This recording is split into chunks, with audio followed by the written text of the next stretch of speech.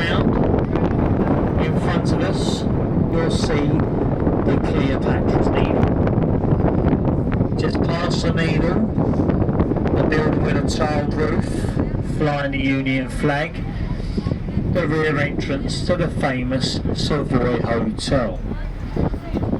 One of the most expensive hotels anywhere in the world.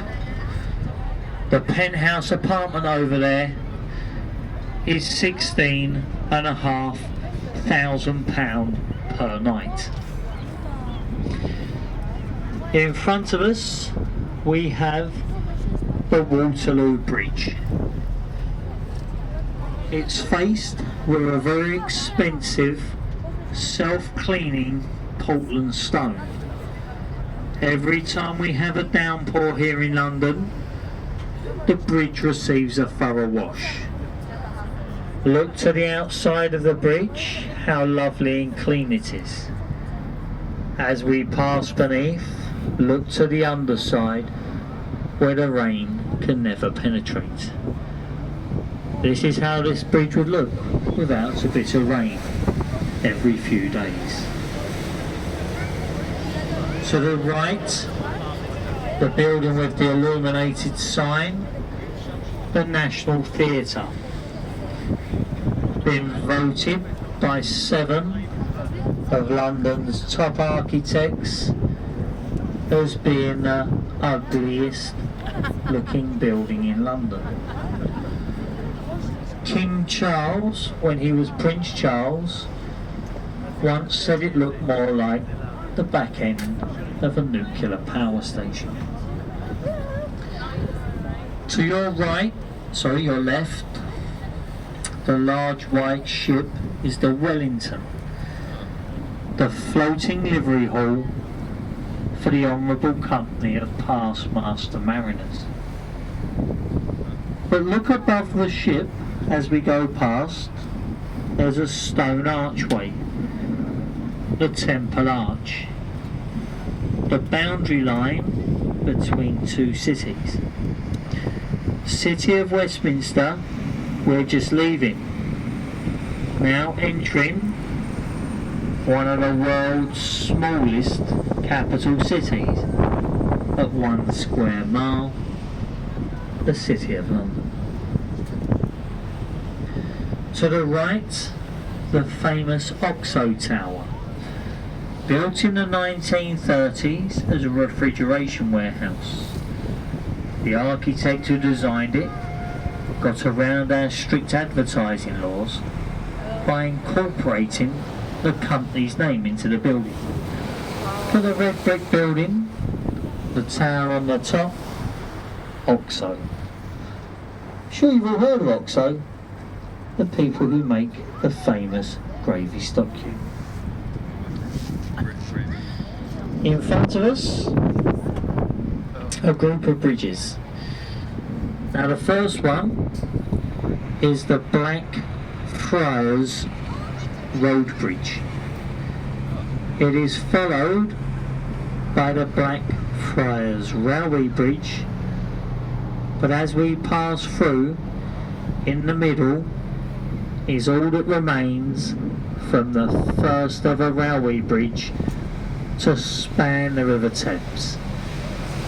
The old St Paul's Railway Bridge carried the first steam trains across the river for the Chatham-Dover Railway.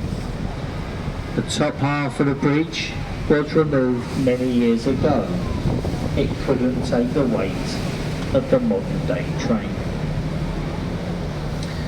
To the right, the building with a tall chimney, the old Bankside Power Station, today Tate Modern Art Gallery. If you're interested in modern art, go over there and see things like a pile of old bricks or half a cow in a jar. Want to see a real work of art? Look to the left, dominating the skyline, Sir Christopher Wren's masterpiece, St Paul's Cathedral. It took Wren 35 years to complete, and it stands 365 feet tall. To your left, the white circular building, the replica of William Shakespeare's Globe Theatre. You can go over there today, see an old Shakespearean play being reenacted as it would have been done in Shakespeare's time. In front of us, the Southwark Bridge. It opened in 1921. It was originally built to relieve the strain from the old London Bridge. And it's followed by the Cannon Street Railway Bridge, with no historical interest whatsoever. Before we go through it, to the right, a very old and historical pub, the Anchor Bank Side.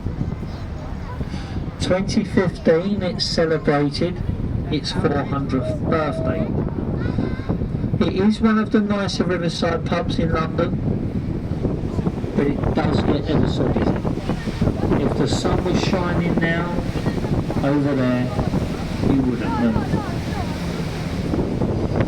In front of us, the New London Bridge was opened by Queen Elizabeth II in 1973. The London Bridge, first one, dates back to AD 43. Before we go through the bridge, to the right, between the buildings, is the lovely Southwark Cathedral. There's been a place of worship over there since the 12th century. Through London Bridge, if we look down the river in front of us, we have two ships. The one on the inside in the camouflage colours is the HMS Belfast. Decommissioned from the Navy in the 70s and brought here by the Imperial War Museum, now permanently moored up 7 days a week as a museum ship to the public. The cruise liner on the outside is the Hamburg, a regular visitor to the Thames. We have cruise liners up and down all the time during the summer months, normally here anywhere between 24 and 72 hours. People spend a day or two exploring London, then they head back out to sea. If we look down the river, we have the Tower Bridge. It opened in 1894. It's a twin suspension and a bascule bridge. And when I say a bascule bridge, I mean the lower section of the centre arch can raise up in two halves like giant drawbridges to allow larger shipping in and out the upper pool of London. Rose, look forward. Now look at me. Well folks, very shortly we'll pass through Tower Bridge. We're then going to call at our next major stop, Tower Bridge St Catherine's. Anyone on board with a Tower Bridge ticket, if you have the return, either stay with us, go back immediately. There'll be one more boat which will leave in about 15 minutes at 6:40. If you are leaving us, as soon as we get alongside the pier, please make your way to the exit. For the people leaving us, I hope you've enjoyed your trip downstream, and I hope you've enjoyed the points and places of interest. As I pointed out at the beginning, we're not professional guides on these boats, we are only members of the crew. If there is anyone on board who has listened to the commentary, has enjoyed it, and would like to show any appreciation for our efforts as guides, you can do so as you leave the boat by the exit will be the old champagne bucket. This is for any appreciation that you might like to show. We feel this is the fairest way. So if you want to throw a couple of bob in the bucket, it's entirely up to you. So if you're getting off, folks, as soon as we touch the pier, please make your way to the exit. So we will be departing immediately, and then there's one more boat in about 15 minutes. All that's left for me to do is thank all of you for your very kind attention.